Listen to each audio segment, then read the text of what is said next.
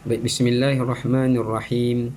Sebagaimana yang diriwayatkan, apabila seseorang itu telah pun melihat anak bulan, kebetulan kita sudah pun melihat anak bulan Ramadan, yang mana sebagaimana yang telah pun dimaklumkan, kita akan bermula berpuasa pada esok hari.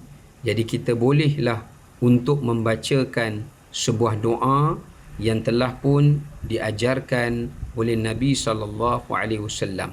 Jadi bersempena kita nak mulakan ibadah puasa kita ini, setelah kita melihat anak bulan itu, bolehlah kita menyebut doa ini.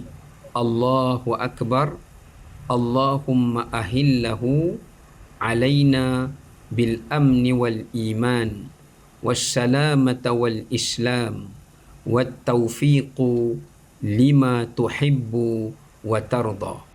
Yang bermaksud, ya Allah, ya Tuhanku, masukkanlah aku di dalam bulan Islam ini dalam keadaan keamanan dan keimanan, dalam keselamatan dan keislaman, dan dalam keadaan taufik yang membawa kepada apa yang engkau cintai dan apa yang engkau redai.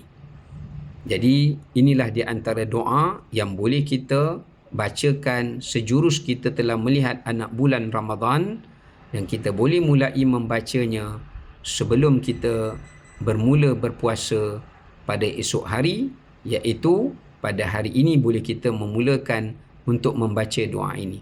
Semoga bermanfaat dan moga Allah Ta'ala menerima ibadah kita di dalam bulan Ramadan.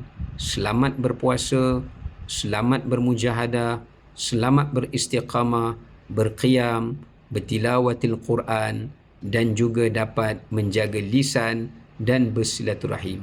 Assalamualaikum.